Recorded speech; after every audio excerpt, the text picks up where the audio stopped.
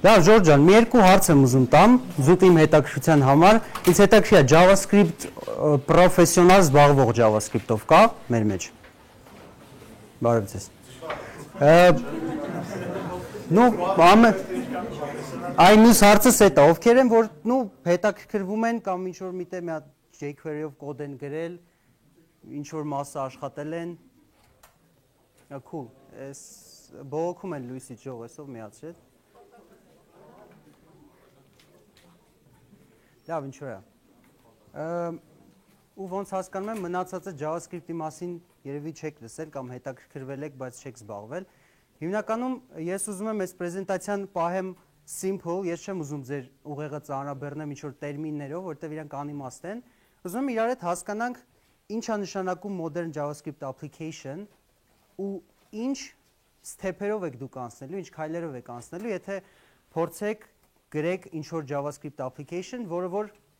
չի լինելու պրոստը slider embed անել, ենթադրենք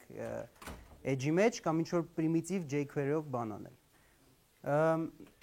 Ինչի մասին մենք չենք խոսալու այս պրեզենտացիայի ընթացքում, չենք խոսալու կոնկրետ JavaScript կոդից,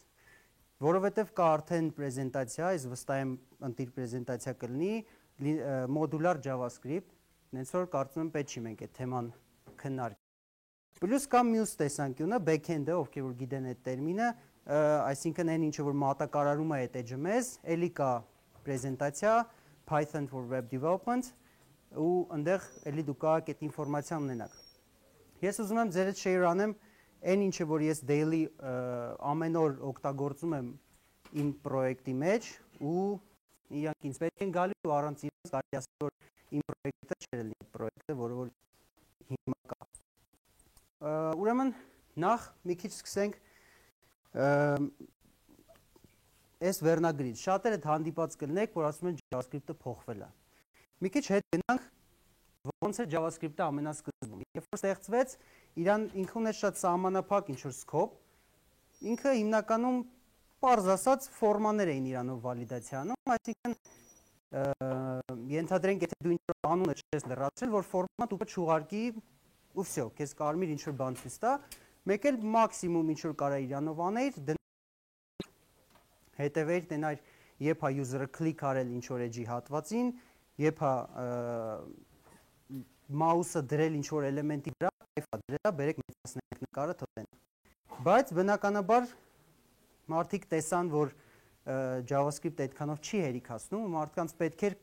որ երբ որ edge-ը load ալնում էր browser մեջ, ավելի շատ ֆունկցիաներ մենք կարող անենք դինամիկ, քան թե այն ինչ որ կար մինչև այդ։ Այսինքն մինչև այդ ոնց էր։ Դու գրում էիր հասցեն, request էր գնում server, ինչ որ computer ինտերնետում, computer-ը մեզ տալիս էր ինչ որ edge, մեջը static content էր լցրած, այդ content-ը մեր ամեն ինչն էր, կոպիտ ասած, մի պստիկ JavaScript-ով, որը որ ինչ որ դինամիկ բաներ էր անում։ Բայց ամեն ինչ փոխվեց, ճիշտ ասած, չեմ հիշում թվականը կոնկրետ, տենց լավ չեմ թվականներից, 2000 քանի թվին։ Մի հատ JavaScript-ի լավ մասնագետ introduce արեց Ajax-ը։ Ajax-ը ինչ էր իրանից ներկայացնում, այսինքն որ բացատրեցի, request արեցինք server-ին, server-ը մեզ տվեց edge-ը, բրծավ ու վсё, մենք կանգնել ենք, կարանք click անենք, կարանք բան անենք, բայց չենք կարող օրինակի համար request անենք ինչ որ թազա content, ենթադրենք ունենք վերցնենք ինչ որ նորությունների site, նորություններից ինչ որ մեկի վրա անոնսներն են, click արեցինք, մենք պետք է edge-ը refresh անենք, որ այդ նորության content-ը գալեցվի մեր edge, բայց դա մեզ չէր բավարարում։ Ajax-ով դու հնարավորություն ես ստանում կատարել ասինխրոն հարցումներ server։ Ինչ է նշանակում ասինխրոն, այսինքն երբ որ edge-ը load եղավ բրծավ, դու կարաս աշխատացնես ինչ որ կոդ, որը որ էլի հարցում կանի server-ին, կստանա ինչ որ content, դա կարող լինի text, կարող լինի XML, կարող լինի JSON, կարևոր չի, ու մեր edge-ը դինամիկ update կանի։ Հիմա էդի այդ ժամանակն էլ անցավ։ Էդ է, ասենք ամենալավը այդ տեխնոլոգիան օգտագործեց Gmail-ը, որ ասում են Ajax, առաջինը մտածում են Gmail, որովհետև ինքն էր ամենաշատը, որ ոնց որ դրանից օգուտ քաղեց, ասենց ասած, կարացավ ճիշտ իմպլեմենտացիա անի ու նաև զարգացնի։ Իսկ հիմա ինչա։ Հենց այս պահին ինչա նշանակում առհասարակ JavaScript։ JavaScript-ը այս պահին մեզ տալիս է հնարավորություն ինչ որ ժամանակին կարող նոնսենս լներ, նկարել 3D ու 2D մեր edge-ի վրա, որը մի ժամանակ անում էին մենակ C++-ը, Java-ն, ինչ որ տես լուրջ ծրագրավորման լեզուներ, մենք կարանք հանգիստ առանց flash-ի play անենք վիդեո, play անենք audio ու էլի մենակ JavaScript-ով ու HTML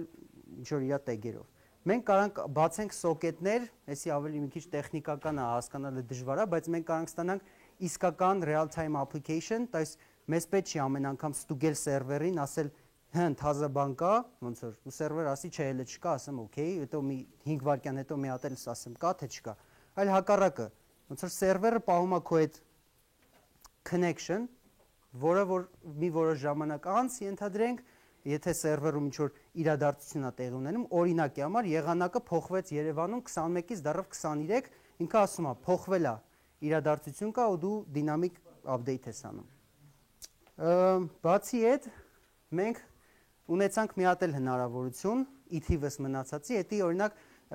բրաուզերի մեջ պահել տվյալների բազա։ Մենք սաղ գիտենք, որ տվյալների բազան այդ ինչ որ մեծ ծրագրեր են, հնչեղ անուններով, ինչ որ SES, Oracle, եսիմինչ, ու հիմնականում իր համար պետք էր մեզ ինչ որ սերվեր, որտեղ պահվում էր այդ ինֆորմացիան կենտրոնական ձևով ու բոլորը հարցում էին անում այդ բազային։ Մենք ստացանք հնարավորություն ենթադրենք պահել այդ բազան հենց բրաուզերի մեջ, որը որ մեր օրինակում, օրինակ ծրագրի վրա, որտեղ ես եմ աշխատում, մենք պահում ենք ենթադրենք push notification-ները, եկել են, մենք իրանց հավաքում ենք ինչ-ինչ նպատակներով, դա մեր լոկալ բազայում է տեղի ունենում։ Ու էսի մենակ հերիք չի, մենք ունենք գեոլոկացիա, այսինքն ես կարամ այս պահին բրաուզերից ստանամ իմ կոորդինատները, եթե ես օգտագործում եմ mobile device, դա ավելի շատ ոնց որ sense ունի, որովհետև mobile-ը ոնց որ ավելի լավ է կոորդինատները ավելի ճիշտ է տալիս, եթե բրաուզերով եմ ինքը ցույց կտա իմ ինտերնետ պրովայդերի օֆիսի հասցեն ենթադրենք։ Ու ոչ միայն, էլի շատ բաներ չեմ ուզում ստեղ շատ կանգ առնեմ։ JavaScript-ում մի հատ էլ մեծ ռևոլյուցիա կարելի ասել տեղի ունեցավ, երբ որ որոշ մարդիկ, ավելի շատ մի հատ մարդ, վերցրեց Chrome-ի այն մասը, Chrome բրաուզերը, եւ սա էլ գիտեք, որը որ պատասխան է տալի մեր այս JavaScript կոդը կարդալու ու հասկանալու ու կատարելու համար, վերցրեց այդ կոմպոնենտը առանձնացրեց, ասեց ինձ պետք չի ինտերֆեյս։ Ես մենակ այս կոմպոնենտով ինչ որ JavaScript կաշխատացնեմ առանց ինտերֆեյսի։ Բնականաբար առաջին ինչ որ մենք կմտածենք, դա սերվերն է, որ առանց ինտերֆեյսի մենք ոնց որ կարանք սերվերի վրա իրան շատ հաջող օգտագործենք։ Ու այդտեղից ծնվեց հասկացություն server-side JavaScript, չէ՞ որոշ մարդիկ կախվում են կոպիտ ասած բառերից, ասում են դա server-side JavaScript չի, դա JavaScript-ի runtime-ը, դա էական չի։ Կարևորը մենք գիտենք, որ կարանք գրենք JavaScript կոդ առանց ինտերֆեյսի, առանց կլիկերի, առանց նկար մեծացնել, փոքրացնելու, ինքը պրոստը ինչ որ ֆունկցիաներ անի սերվերի մասշտաբով, այդ թվում եւ այդ իմ ասած այդ մեծ կենտրոնական բազայի հետ աշխատի, ինչ որ մատուցի կոնտենտ եւ այլն եւ այլն։ Այս Node.js-ը իրանց գովազդայի ինչ իրեմ իրանք ոնց են իրանց բանանում ու npm-ը ուրեմն երբ որ Node.js-ը եկավ, մարդիկ սկսեցին Node.js-ով գրել լիքը package-ներ, որովհետեւ Node.js-ը կայֆ էր։ Ու իմ համար էլ Node.js-ը բավականին հավես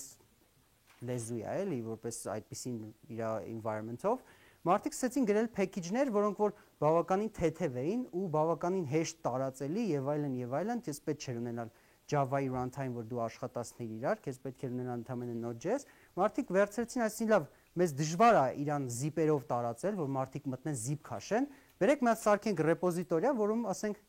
սաղ այդ package-ները կլինեն իրանց ունիկալ անուններով, մարդիկ կկպնեն, կքաշեն ավելի հեշտ։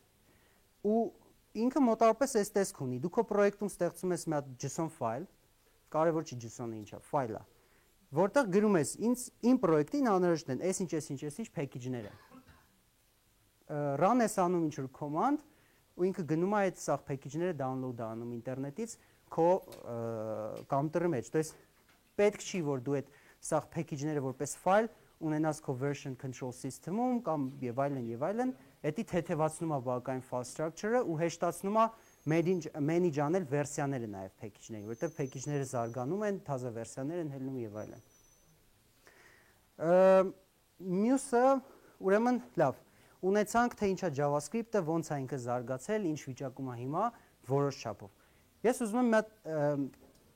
մենք կենտրոնանանք մի դեպքի վրա, то есть մեր պրեզենտացիայի իմաստը ինչ է, մենք ուզում ենք գրենք JavaScript, ուզում ենք գրենք JavaScript պրոյեկտ, որը eventually վերջնականորեն, վերջի վերջո դառնալու է մեծ application, որտեղ մենք լավն ենք ու հաստատ կարանք իրան մեծացնենք, էլի։ Ինչ խնդիրներ ենք մենք լուծելու, ինչի առաջ ենք մենք կանգնելու։ Այս պրեզենտացիան հիմնականում էս է փորձում cover անի, իմ առօրյայից ես մի քանի բան եմ ուզում, մի քանի tool եմ ուզում ձեր հետ share անեմ, որ միգուցե որոշ մարդիկ գտնեն օգտակար ու օգտագործեն։ Պատկերացնենք այդ flow-ն։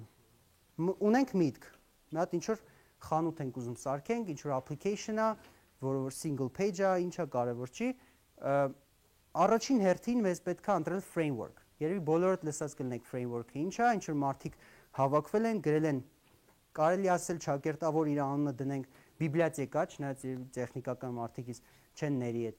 framework-ը բիբլիոթեկայի հետ համեմատելու համար, բայց անունը դնենք բիբլիոթեկա։ Գրում են մի հատ բիբլիոթեկա, որը որ տալիս է քեզ ինչ-որ գործիքներ, ասում է միանգամից կանչի էսի, ես քո փոխարեն կգրեմ այսքան կոդ, դու մի հատ այսքան բան կգրես, իրանք օգտագործես։ Պետք է հիմնականում իրանք կլինեն են open source, այսինքն աշխարհի մասշտաբով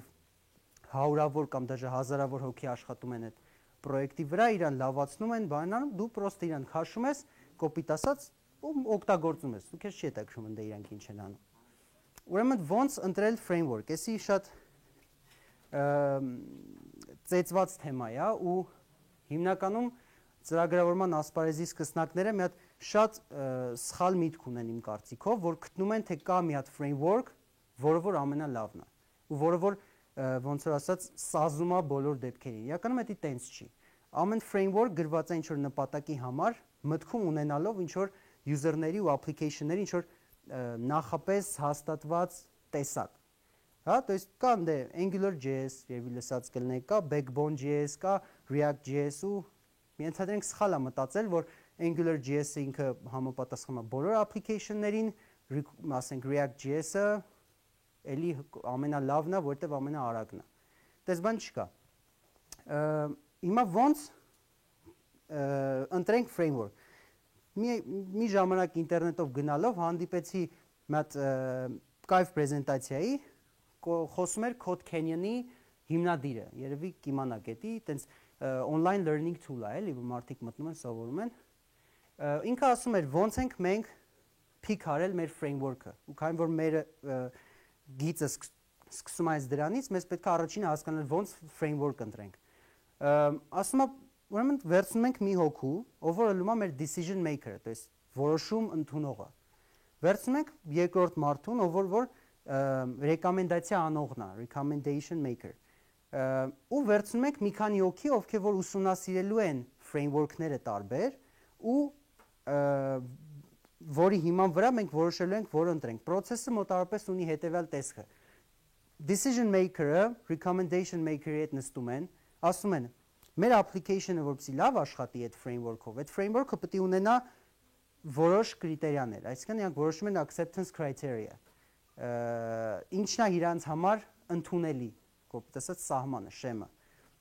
որ ինքը պետք է այսինչ արագ անի, ասենք մոդելի ու view-ի մեջ transformation-ները պետք է արագ լինեն, edge render արագ լինի, մյուս դեպքում ասում է չէ, ինքը լավ պետք է route-ներ support անի եւ այլն եւ այլն։ Ուպս։ Հետո դրանից հետո recommendation maker-ը գնում է input-երների հետ, ասում է դու վերցրա այս 3 հատ framework-ը, դու այս 3 հատ, դու այս 3 հատ, էսի մեր կրիտերիաներն են, բերեք fill անենք, ինչ որ թեկուզ Excel դոկումենտի մեջ ու ստանանք թե ինչ վերջնական տեսք ունենք, հետո կհամեմատենք իրար այդ համեմատման կարգով, կգտնենք որն է մեզ ավելի համապատասխանում ու ըստ դրա կընտրենք մեր framework-ը, որը օգտագործելու ենք։ Ինչի է այս process-ը այսքան ջանջալացրած, ինչի չի պրոստը մի հոգի նստում կոմպի դեմը Google անում ու ասում է ես այս framework-ն եմ ուզում օգտագործեմ, որովհետև framework-ները հիմնականում հիմքի վրա են application-ի, то есть application-ը կարելի ասել կառուցվում է framework-ի հիմքի վրա, որտեղ ինքը framework է։ Եթե տենց չլիներ, ինքը կլիներ պրոստը library, ասենք։ Ու այդ նշանակում է, որ եթե մենք մի տարի ասենք ծրագիր գրեցինք, ստացանք մի հատ մեծ application, հետո եթե մենք ջոգենք, որ այդ framework-ը մեզ չի համապատասխանում, իրան փոխելը լինելու է շատ դժվար։ Դրա համար մարդիկ որոշել եմ, որ արժի տենց լուրջ վերաբերվել framework ընտրելու հարցին, այլ ոչ թե տուպը ինչ-որ փորձեր անել ամեն ամիսը մեկ framework փոխելով։ So, էսի ինչ վերաբերում է framework-ի մասին, то есть մենք չենք խոսում, թե որ framework-ը պետք է օգտագործել, որովհետև չի կարելի տենց մտածել, դա ամեն մեկը, ով որ զբաղվում է, պետք է ընտրի իր կրիտերիաները ու դրա ընտրի framework, որը որ իրան ամենալավը կհամապատասխանի։ Հաջորդը, հիմա ուզում եմ մի հատ վերցնենք project, ինքը մեր Rudin է, ինքն է, երևի Viber-ից իրանք իմանաք, ուրեմն Rudin ունի online store, ինչ որ գին չկա, առուծախ չկա, էսի sample angular application է, ուրեմն տեսնում ենք ստե պրոդուկտների լիստը, ստե կարանք search անենք, sort անենք ու ամեն մեկի վրա click անելուց բացում է իր description-ը, առանձին view-ով։ Ես պրոստը ընտրել եմ AngularJS, քանի որ այդ application-ի հետ ամենաշատն եմ աշխատել, տենց ինձ ավելի հեշտ էր ու արագ էր, բայց չենք կենտրոնանում, որ ինքը AngularJS է, դա вообще դա էական չի։ Ուրեմն ինչ ունենք մենք այս application-ի մեջ։ Application-ը գտնվում է ամենաստանդարտ վիճակում։ Պրոստը վերցրել ենք AngularJS-ը, կպցրել ենք մեր պրոյեկտին, ID-ին մեր համար սխում ես open with, ենթադրենք, ID-ին քո համար server-ը սարքում բացում է application-ը, external բիբլիոթեկաներ ենք օգտագործել, չէ, որովհետև նույն AngularJS-ը, ինչ որ jQuery օրինակի համար, ինչ որ տարբեր plugin-ներ, իրանց ենք օգտագործել, այդ ամեն ինչը պրոստը file-ով download ենք արել, իմ ասած zip վերսիայով գցել ենք մեր պրոյեկտ ու պրոյեկտի ֆայլերը իրանց հերթին combine եղած չեն, minify եղած չեն, իրանք պրոստը կպցրած են իրար հետևից, որ այդքան էլ լավ չի, ես դրան էլ կանրադառնամ, մեկ էլ մեր կոդը վստահելի չի։ Թե ինչ է նշանակում մեր կոդը վստահելի չի, կանրադառնամ մի քանի սլայդ հետո։ Ոչ է, լիքը բան ենք անելու։ Հիմա որպեսզի այն մարդիկ, ովքեր որ JavaScript-ից հասկանում են, պատկերացնեն ինչի մասին է խոսքը, էսի մեր application-ն է, կա պապկաներ CSS, image, JavaScript, partials, JS-ներ, index.html, то есть primitive ինչ-որ վիճակա, ինքն էլ application-ը բացվում է sense, էսի մեր index.html-ն է, կպցրած են պրոստը ֆայլերը, եթե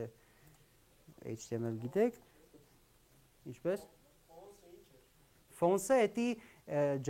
JSON ֆայլերը ոնց որ hardcode արած դրած են, ինչ որ server-ը պետք է վերադարձներ, իմ մոտ դրած է, որովհետև server չունեմ։ Ոչ է, մեզ է մեր application-ը,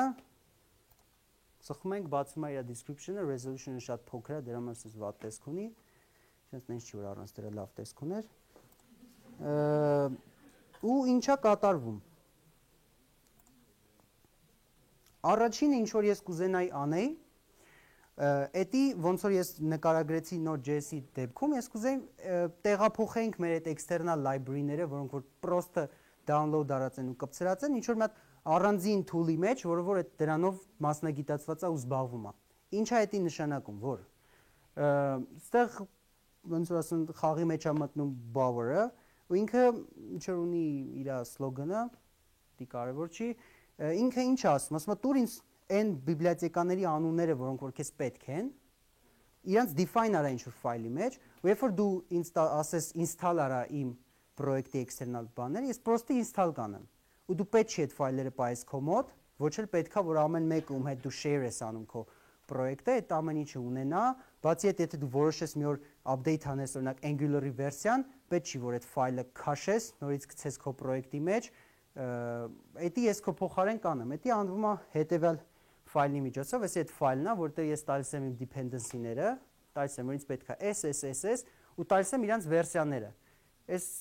նշանն էլ նշանակում է, որ իմ համար պետք չի որ հենց այդ վերսիան լինի, եթե update հալնում, իմ համար okay է, որ իմ library-ն upgrade լինի։ Ու որպեսզի, հա, նախ ասեմ, որ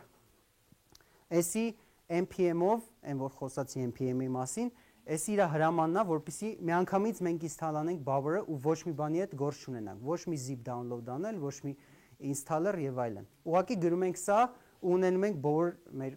համակարգչի մեջ ու հետո պրոյեկտի մեր այնտեղ որտեղ որ այս ֆայլը դրել ենք, հիմնական պրոյեկտի top folder-ի մեջ, պրոստը run ենք անում Bower install, ինքը install անում մեր այսպես կոչված dependency-ները։ Այսքանով կայֆ է։ Հիմա ինչ ուր գնանք հետո, ինչ ենք անում հետո։ Դուք տեսաք, որ application-ը մի քիչ խակ վիճակում էր, որովհետև սերվերը իմ համար run էր անում web storm-ը ենթադրենք, այդ իմ ID-ն է, ոչ մի ավտոմատիզացիա ես չունեի, այսինքն ինձ պետքա ամեն անգամ save անելուց ինքը որոշ ֆայլեր մի ֆոլդերից տեղափոխի մյուս ֆոլդեր, որովհետև ինձ դες պետք է, իմ սերվերը իմ ոնց որ պրոյեկտը ունի այդ դրա կարիքը։ Բացի այդ, դուք երևի տեսած կլինեք, ովքեր որ առնչվում են վեբի հետ, տեսած կլինեք, որ բացում ես մի հատ ֆայլ, ասենց իրար հետևից մի տողով կոդ է գրած, երևի խոսքի մի 50 կիլոբայթ, ինչի են մարդիկ էդի անում, որովհետև էդի քչացնում է ֆայլի size-ը, այսինքն իրանք ջնջում են ֆայլից new line-երը, այսինքն տողը, որ նոր տողից լինի, ջնջում են space-երը եւ այլն, որի արդյունքում ֆայլը դառնում է ավելի փոքր size-ով ու ավելի արագ է handle արվում բրաուզերի կողմից։ Հիմա մենք չունենք տեխնոլոգիա, որ մենք կարողանանք ամեն save-ը սխմելուց, ենթադրենք, ինքը վերցնի մեր source JavaScript ֆայլերը, որոնք կարողանանք 100 հատ, combine անի իրար մեջ, մի հատ էլ վերջում minify անի ու սարքի մի հատ ֆայլ, որը որ վերջում ես մի հատ ֆայլով include կանեմ իմ պրոյեկտի մեջ։ Դրա համար ստեղծվել է grant package-ը, որը որ էլի npm-ի իր install անելու հրաման ունի, ու ինչի իրանք ոնց որ իրանք են ասում, ինչի օգտագործել task runner, որովհետև դա ավտոմատիզացնում է քո սաղ workflow-ն, այսպես ասած գործը։ Տենանք մոտավորապես ինչ տեսք ունի, ինչ ասել է grant task run անել, ու առհասարակ ինչ կարա ինքը անի մեր համար։ Ինքը կարա մեր համար սարքի սերվեր, որ մենք ենթադրենք հնարավորինս ունենանք մոտիկ environment մեր production վիճակին, կարա մեր համար կպցնի ֆայլերը, ոնց որ ասենք 100 հատ JavaScript ֆայլը, կարա սարքի մի հատ JavaScript ֆայլ ու մենակ այդ մի հատը download անել։ Կարա minify անի, move անի ու շատ ուրիշ բաներ, նաև framework specific բաներ։ Մինչև սրան ասնելը, բերեք տեսնենք մոտավորապես ինչ տեսք ունի grant-ով աշխատելը։ Ուրեմն այս իմ պրոյեկտներ մի հատ app folder-ից էր սարքած, հիմա այս switch կանեմ ստեղ։ Հիմա կգնամ իմ source folder, կտամ npm install։ npm install-ը download կանի բոլոր այն dependency-ները, որ ես տվել էի package.json-ի մեջ, սրանք node մոդուլներն են, ոչ թե bower-ը։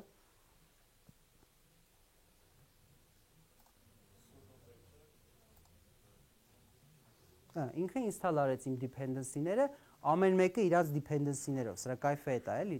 եթե ինչ-որ բիբլիոթեկա եմ download անում, որը ունի իր հերթին օգտագործած բիբլիոթեկա, էսի աշխատելու է։ Սրանից հետո էլի մի հատ նայենք մեր պրոյեկտին ինչ ունենք մի հատ app folder, հիմա հայտնվեց node modules-ը, որը որ իմ download արած package-ներն են։ Սրանից հետո run եմ անելու grant, որ նախ ցույց տամ grant-ի ֆայլը, մոտավորապես ունի այս տեսքը, այստեղ ես ասել եմ օգտագործի connect package-ը, իրանով սարքի սերվեր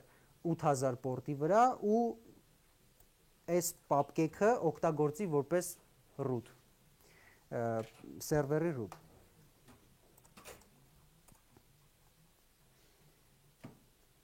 Հիմա grant-ը run տվեցի, եկեք տնանք ինչ ունեցանք սրա արդյունքում։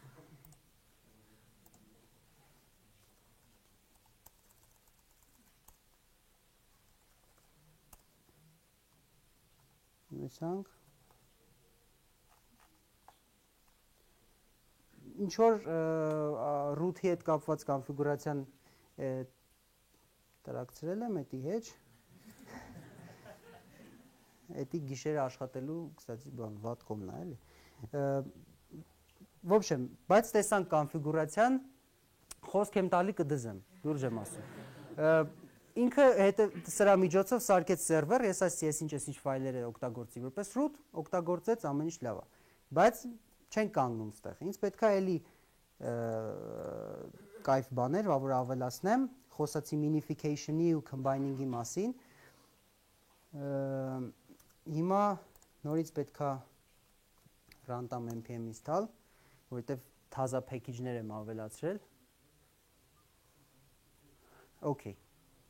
Հիմա էլի նայենք ստրուկտուրան, ունենք մի հատ app folder։ Ուպս։ Հիմա տնենք ինչ ստացվեց սրա արդյունքում։ Ես ասել էի վերցրա app-ից CSS ֆայլերը, որոնք երկու հատ են, տեղափոխի ստեղ, սարքի իրանցից մի հատ style min CSS ֆայլ, то есть այսին եմ ասած gesh վիճակն է։ Պրոբելներ չկան, new line-ներ չկան, ոչ մի բան չկա ու ֆայլի size-ը բավականին փոքրացած է։ Այսի այդ task-երից մեկն է։ Մյուսը JavaScript-ն է։ Այստեղ մենք ունենք 6 հատ JavaScript ֆայլ, ինքը դրանցից սարքել է մի հատ իրար կպցրած, հետո ես ասել եմ մի հատ էլ այդ կպցրածը minify արա սարքի այս gesh վիճակով, որպեսզի ինքը իր file size-ը էլի փոքրանա։ Մնացածը մի հատ էլ առանձին task եմ սարքել, որը որ մնացած ինչի հետ որ ես գործողություն չեմ անում, պրոստը copy անում իմ target folder-ի մեջ, ասենք ասենք։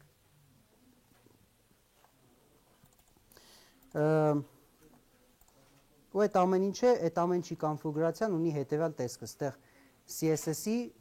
կպցնող task-ն է, ստեղ JavaScript-ը կպցնող task-ն է, JavaScript-ը փոքրացնող task-ն է, ոնց որ տենում եք բավականին հասկանալի է դա նույնիսկ առաջի հայացքից, ասում եմ վերցրա ստեղից սարքի ես, վրան apply արա այս ինչ ֆունկցիան։ Հետ գնանք մեր slide-ին։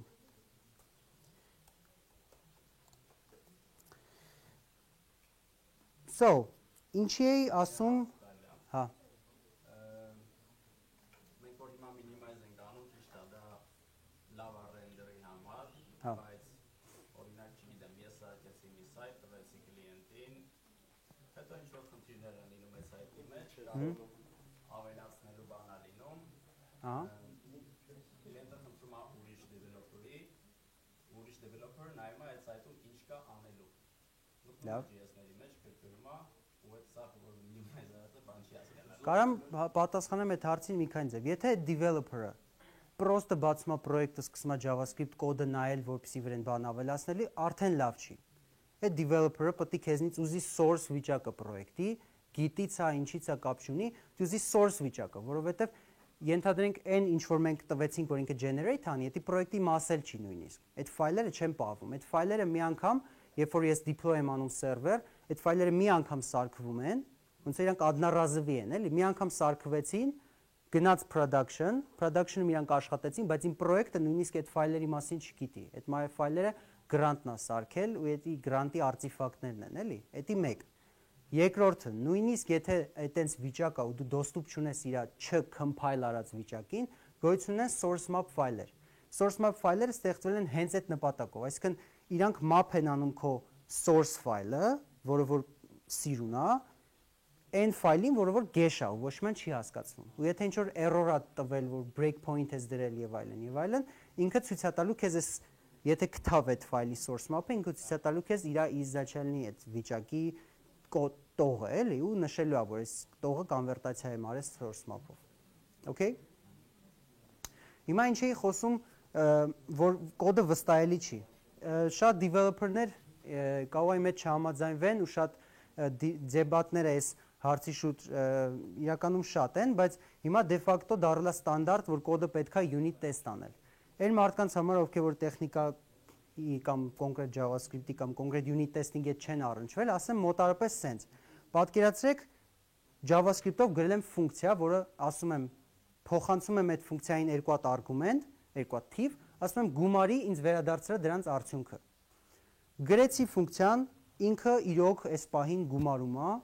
ու վերադարձնում է այն ռեզուլտատը, ես գոհ եմ։ Բայց ինչ է տեղի ունենում, եթե օրինակի համար անցնում է մի տարի, ես մոռանում եմ, որ այդպես ֆունկցիա եմ գրել, ու մոռանում եմ ամիշոտ այդ ֆունկցիան որտեղ եմ օգտագործել, ու ինձ պետքա որ գումարում ֆունկցիան ոչ թե տուպը գումարի թվերը, այլ գումարի թվերը պլյուս ավելացնի 1։ Հիմա ոնց ես վստահանեմ, որ եթե այս ֆունկցիան փոխեմ, որ ինքը գումարի պլյուս գումարի 1, այն նախորդ մի տարի առաջվա կոդը, որը որ իրանից կախում ուներ, չի քանդվի, չի տրակի, էլի, ասենց ասած։ Դրա համար ստեղծել են unit testing-ը, այսինքն երբ որ դու գրում ես կոդ, գրում ես ֆունկցիա, բարի եղի state արա ինչ որ միտեղ ոնց որ արձանագրի, որ երբ որ այս ֆունկցիան ես կանչում եմ, եթե տալիս եմ 2+2, ինքը պետք է ինձ վերադարձնի 4։ Եթե տալիս եմ 3+3, ինքը ինձ պետք է վերադարձնի 6, ենթադրենք։ Ու երբ որ ապագայում ես այդ ֆունկցիան փոխեցի, ինքը տվեցի 2+6 վերադարձրեց 7, իմ էս ստե, միացած դամպուշկա վառվելու, ասելու է հոպ, չես կարող անես, որովհետև ստե կոդ ունես, որը որ Իրանից կախման մեջ է։ Իտոգում ինչ է ստացվում, ես համոզված եմ, ես վստահում եմ իմ կոդին, ու ես գիտեմ, որ եթե ես նոր functionality ավելացրեցի իմ պրոյեկտի մեջ, որը որ ես հաստատ անելու եմ, այն հին ինչ որ դրա վրա կախվածության մեջ էր, դա չի քանդվի։ Դրա համար գոյություն ունեն tool-եր, ես կոնկրետ անդրադառնալու եմ այն նրանց, որոնք ես օգտագործում եմ AngularJS պրոյեկտի մեջ, բայց պետք չի կենտրոնանալ կոնկրետ անունների վրա, որովհետև այս tool-երը երևի գոյություն ունեն յուրաքանչյուր framework-ի համար, որը դուք կընտրեք, ունենց որ ավելի պետք է ստեղ լայն պահել մտահորիզոնը, չկենտրոնանալ կոնկրետ, որ կարմանա ու վերջ, էլի։ Կարման իրականում ինչի համար է նախատեսված։ Ինքը դու ինչ որ ձևով, որը հեսա կանրադառնանք ինչ ձևով, գրում ես այդ իմ ասած գումարման հանդեպ քո պահանջը, գումարման ֆունկցիայի, ասում ես 2+2 վերադարձրեցի, պետք է վերադարձնես ինձ 4, չէ՞։ Այդ ինչ որ միտեղ գրած է քո մոտ։ Կարման վերցնում է այդ քո կոդը, քանի որ ինքը JavaScript է, այս JavaScript-ը պետք է execute լինի բրաուզերի շրջանակներում կամ at least JavaScript-ի engine-ի շրջանակներում։ Վերցնում է այդ կոդը, տալիս է բրաուզերին, բրաուզերը իրան run անում ու վերադարձնում է արդյունք, ասում է կամ հաջողությամբ ավարտվեց իմ տեստը, ես իրոք ֆունկցիան վերադարձրեց 4, կամ ֆունկցիան չվերադարձրեց 4, որտեղ ես պրոբլեմ ունեմ ու ինքը կարմրում է, որ ես տենամ, որ ես պրոբլեմ ունեմ։ Իսկ հաջորդ սլայդը այս Jasmine-ը, ինքը հենց այդ գրելու սինտաքսն է, ոնց ես գրեմ, ոնց ես պահանջեմ իմ կոդից ինչ-որ բան։ Պարզապես չեմ կարող պրոստը ինչ-որ գրեմ, պետք է ունենամ ինչ-որ նախապես ծրագրավորված framework, սենց ասած։ Ինքը ունի մոտավորապես այս տեսքը բավականին հասկանալի է։ Ես describe եմ անում, ինչն եմ ես ուզում տեստ անեմ, ինչ-որ suite, կապ չունի, ասում եմ, describe when summarizing when summing numbers. It should return 4, ենթադրենք, եթե ես իրան տալիս եմ 2+2, ինքը պետք է վերադարձնի ինձ 4։ Ստե գրում եմ expect, ֆունկցիայի կանչը ենթադրենք, expect, երբ որ ես կանչում եմ գումարման ֆունկցիան 2+2-ով, to be, ըստեղ արդյունքն ասում եմ ինքը ինչ պետք է ինձ վերադարձնի։ Ստեղ ամենակայֆ մասը հենց այս to be-ն է, որովհետև ինքը բավականին line specter ունի, օրինակի համար, բնականաբար իմ կոդը չի սահմանափակվի թվեր գումարելով, ոչ ես միշտ կստուգեմ ֆունկցիաների վերադարձած արժեքը, ինքը հիմնականում ավելի կայֆ բաներ կարամ անեմ, կարամ ստուգեմ օրինակ, եթե մի հատ ֆունկցիա կանչեցի, իր մեջ մի հատ ֆունկցիա կանչվեց անպայման, որովհետև իմ համար այդ ֆունկցիան save արկղ է, չգիտեմ դե ինչա կատարվում։ Ես գիտեմ մենակ, որ ինքը ինձ ռեզուլտատ է տալի, բայց ես իր մեջ պահանջում եմ, որ ինքը պետք է կանչի այս ֆունկցիան, եթե պետք եղավ։ Իրան կարամ ասեմ, որ ինքը ոչ թե վերադարձնի հենց true, այլ վերադարձնի true-ին համարժեք ինչ-որ value, որովհետև JavaScript-ը ոնց որ type-ից, եթե գիտեք, ավելի թեթև է տանում type-ի մասերը։ So, բայց ես ստուգել եմ իմ տեստը ու ասեմ ավելին, հիմա հիմնականում տարածվում է պրակտիկան, երբ որ ոչ թե գրում են գումարման ֆունկցիան, հետո գրում են իր վրա unit test, այլ գրում են նախ unit test-ը, ասում են, որ ենթադրենք ես ունեմ ֆունկցիա, ունենալու եմ ֆունկցիա, եթե ես իրան տամ 2+2, ինքը պետք է վերադարձնի ինձ 4։ Չունեմ ես տենց ֆունկցիա, նշանակում է այդ իմ spec-ս չի աշխատում։ Ինքը ասում է կարմիր է, որովհետև ես չունեմ հենց այդ ֆունկցիան գրած։ Երբ որ ես գրեցի իմ ֆունկցիան, դրանից երբ որ ես գրեցի իմ unit test-ը, դրանից հետո implement եմ անում իրան համարժեք functionality։ Դոյս ստացվում է առաջինը ես գրում եմ s, հետո նոր ֆունկցիան։ Դա կոչվում է test driven development։ Խորհուրդ եմ տալիս ուսումնասիրեք, եթե աշխատում եք լյուբոյ տեսակի կոդի հետ, որովհետև ինքը հիմա դե ֆակտո դառնում է ինդուստրիայի ստանդարտը, եթե արդեն չի դառել, էլի, ես չգիտեմ։ Բայց էլի ես unit test արեցի, ամեն ինչ օքեյ է, բայց կա մի հատ պրոբլեմ։ Ես երբ որ վերցնում եմ մի հատ unit test արած կոդ, վերցնում եմ երկու հատ unit test արած կոդ, combine եմ անում, չի աշխատում։ կամ աշխատում էր այսօր, վաղը չի աշխատում, ապա ինչ անենք։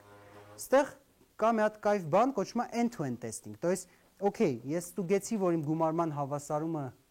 գումարման ֆունկցիան վերադարձնում է 4, բայց իմ application-ի իմաստը թվեր գումարելը չի, չէ՞, իմ application-ի իմաստը այն է, որ user-ը մի հատ input field ունի, այնտեղ input անի 2, մի հատ էլ ուրիշ input field ունի, այնտեղ input անի 2, result field-ում գրվի 4։ То есть это ես interaction ունեմ user-ի հետ, ես պետքա test անեմ interaction-ը։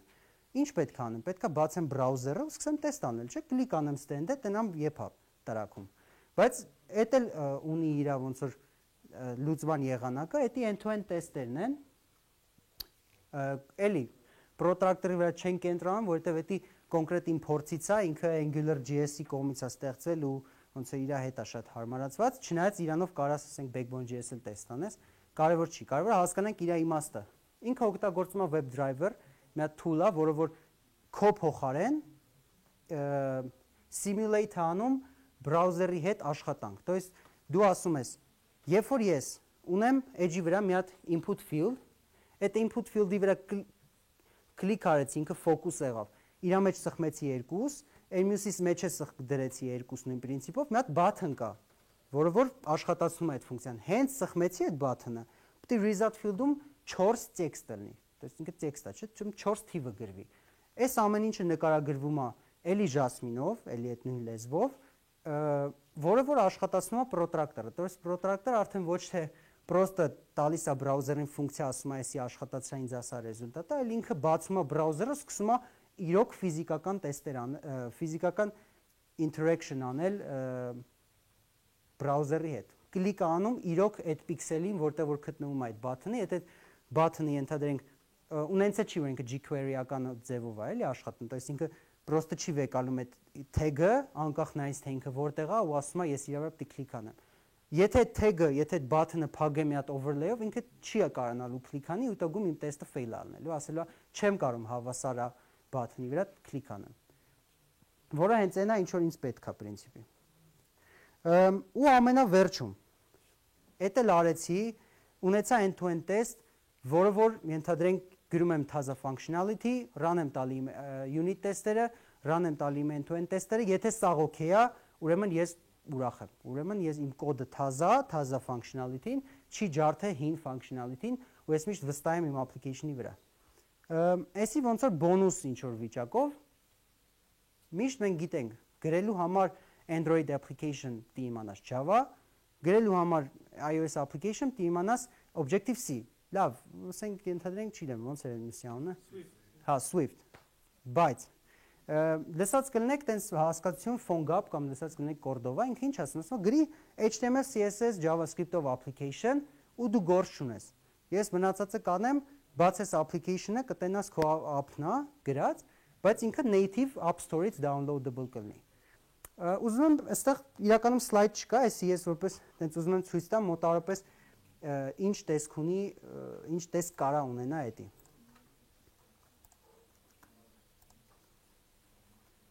Րոպե։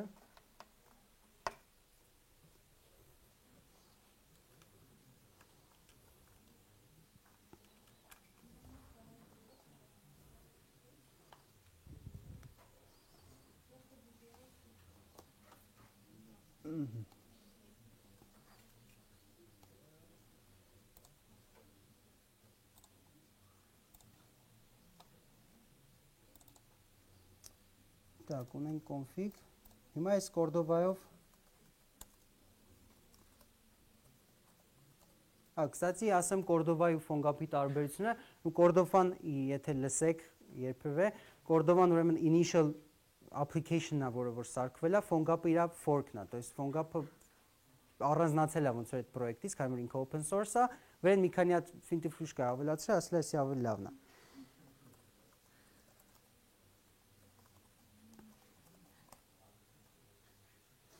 Հիմա ես ասում եմ, որ իմ պրոյեկտը պետքա support անի Android պլատֆորմա։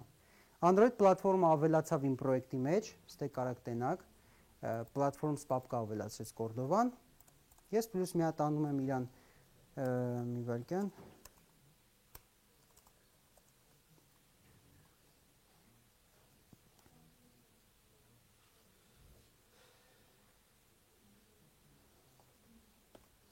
Հիմա տենանք։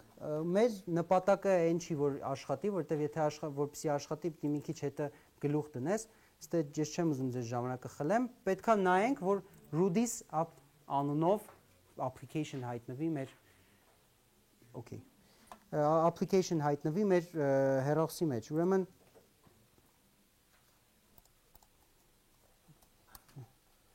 մի հատ է համոզվենք, որ device-ը կպած է։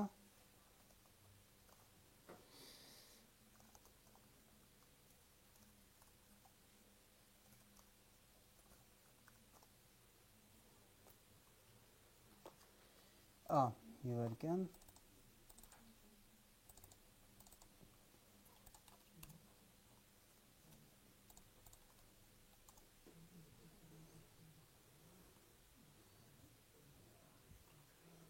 Հիմա ինքը փորձում է ինստալանի build-անի application-ը իմ պրոյեկտից ու ինստալանի հեռախոսի մեջ հա որ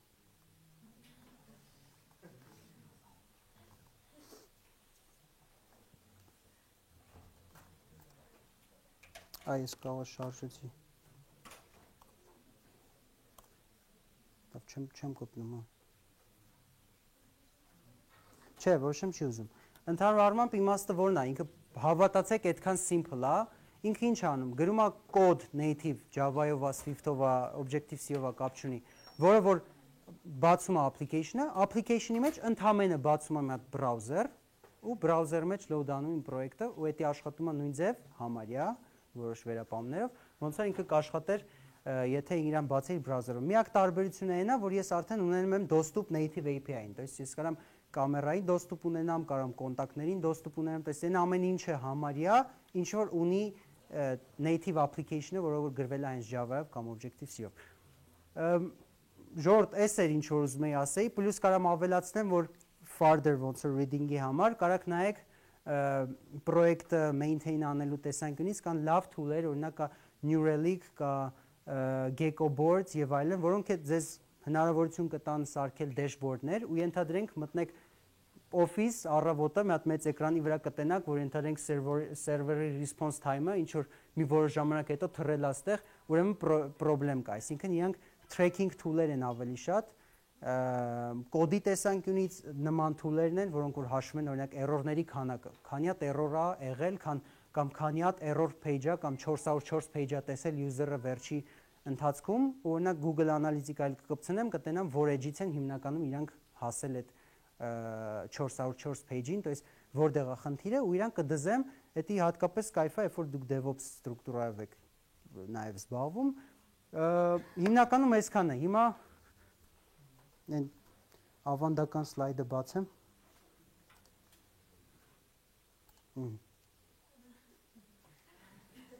Պրծ։ Հարցեր։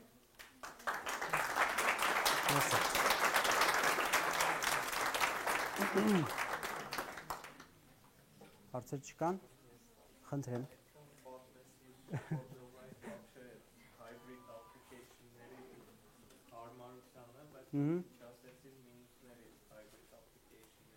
Hybrid application-ը սենց ասեմ ենթադրենք թե դա կախված է քո պրոյեկտից հիմնականում եթե քեզ ձեռ է տալի performance-ի տեսանկյունից նայեք ոնց որ ասեցի hybrid application-ը ինքը browser-ա բացված ինչ որ ծրագրի մեջ ինչ է նշանակում եթե ինքը browser-ա ինքը մի հատ additional layer-ա սարքում ձեր կոդի JavaScript կոդի ու native վիճակի մեջ բնականաբար ինքը ավելի դանդաղ է աշխատում ուրիշ մինուսներից է որ ինքը միշտ ավելի դժվար է maintain անել հատկապես iOS-ի համար ինքը вообще կատաստրոֆա է բայց եթե ձեզ պետք է գրել մի հատ application ու ձեր application-ի համար թույլատրելի է որ ինքը browser-ի մեջ աշխատի ու դուք չեք ուզում երկու հատ developer պահեք մի հատ 3 հատ вообще-то team պահեք մեկը iOS application գրի մեկը Android մեկը browser application միանգամից վերցնում եք այս browser application-ը port եք անում device-ների վրա Իհարկե, դա գայս է իր մինուսներով, որովհետև ենթադրենք չի կարա, ոնց որ ասում այդքան պլյուսի մեջ մի հատ մինուս չլներ։ Դժեմ տենց, կան էլի մինուսներ, բայց դա երևի ամեն մեկը իր փորձի հետ կառնչվի, էլի։ Հա, ladies first։ Հա։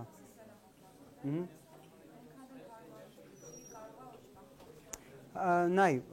protractor-ի ինչը քեզ հարմար չի։ Ինչ որ ինձ բացատրես։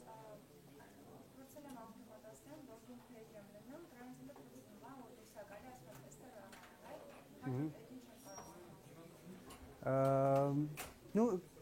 շատ հնարավոր է, որ սինտաքսիչի ինչ-որ աշիբ կա, որովհետև երևի կոնֆիգուրացիայի մեջ, եթե դու մի հատ feature file ունես, որից ինքը չէ, feature file չունես, որտեղ դա ուրիշ բան է, բայց կարող է մի ֆայլից դու պրոստը process-ը չես փոխանցում մյուս ֆայլին, կամ ինքը մյուս ֆայլը, որի մեջ գրած է թազա բան, որը որ login page-ից encom-ա, ինքը չի գտնում։ Հետի protractor.conf ֆայլի մեջ պետքա որ աստղանիշով տալիս ես, ասում ես այս պապկի բոլոր սփեքերը, հետի կարանք պետք է առանձին նայենք ինչու է խնդիրը, որովհետև մեր application-ում կա 100 հատ մոտավորապես տեստ ու իրանք run են ելնում նորմալ։ Սրանք կարամ ավելացնեմ, որ կա իր ոնց որ հաջորդ level-ը, եթե կարանք սենց ասենք, ինքը գերկին սինտաքսով գրելն է քո տեստը։ То есть տեստը պրոստը չունի Jasmine-ի նման ինչ որ գրելաձև, այլ հակառակը օգտագործում ես գերկինը սովորական տեքստ է պատկերացրել, այնտեղ P-on product manager-ը կամ product owner-ը գալիս է քո մոտ, ասում է ես ուզում եմ ունենամ sense button, եթե ես այսինչ edge-ում եմ, ուզում եմ ունենամ այս button, երբ որ կլիկ արեցի այս button-ը, ուզում եմ այսինչ բանը հայտնվի։ Դու էդի որպես տեքստ հատուկ սինտաքսով գրում ես ուղղակի տեքստ։ Պրոստը դե բանալիային բառեր կամ պետքա մեջ անես ու իրան առանձին տեղ ասում ես, երբ որ ես այսինչ page-ում եմ, ինչ է դա նշանակում։ Ինքը ասում է, երբ որ ես այսինչ page-ը ասելով, հասկանում ենք գնա այսինչ հասցեով, դա գնաց։ Ասում է ուզում եմ տենամ button։ Դու մի հատ գրում ես, երբ որ այդ edge-ը բացեց, պետքա այս button-ը լինի view-ի մեջ եւ այլն, sense էլի։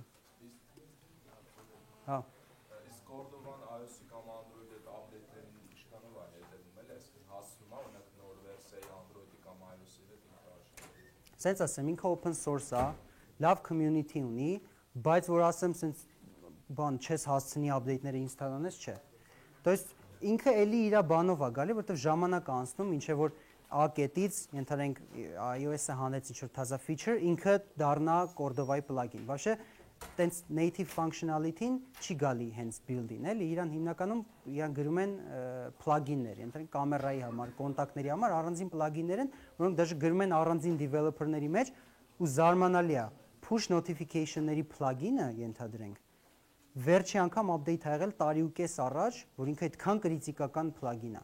Տարի ու կես առաջ են update արել, մարդը գործիա չի կարող։ Open source է, էլի, դե չես կարող դրա հետ ոչ մի անել։ Հա, հարցեր չէ տալիս։ Gap.js-ի ու Grant-ի տարբերությունը ո՞րն է։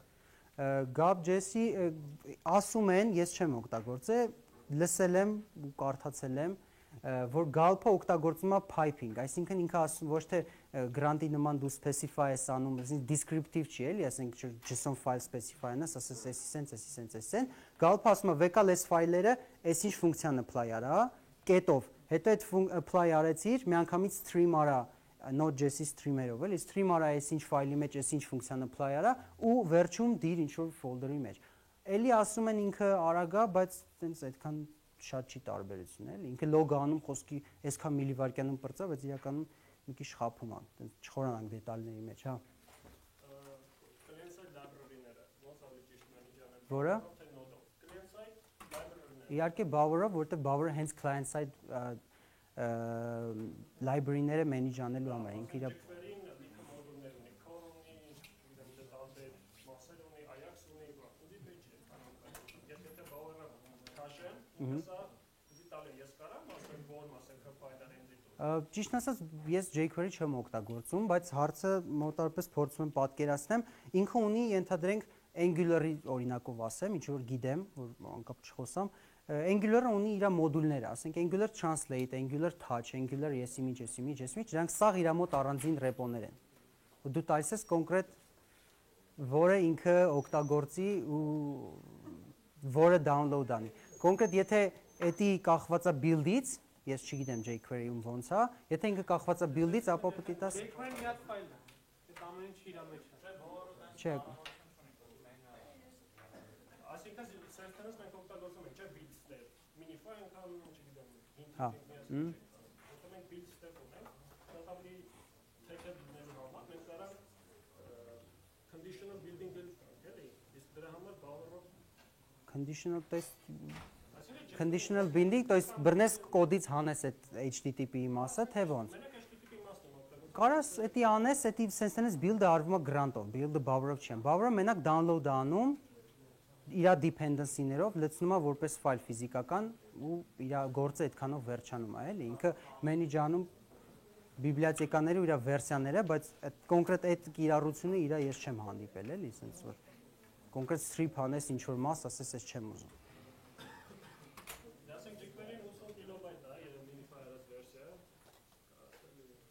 Իսկ այդ հարցը jQuery-ին սպეციფիկ է, թե ինքը ընդհանուր միանշանակ եթե դու download ես անում front-end library-ներ, Bower իմ համար։ Եթե դու աշխատում ես ինչ որ Node.js-ական ծրագրերով, բնականաբար Node։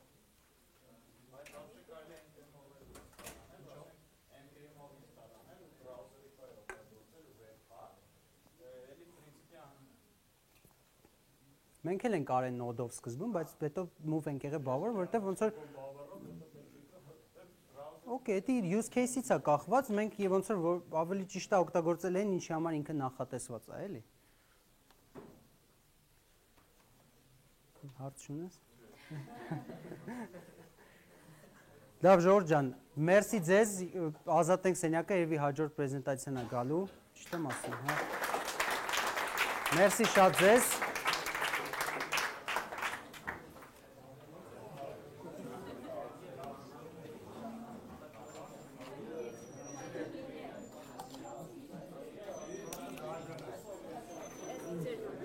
Ինչպես։ Հա։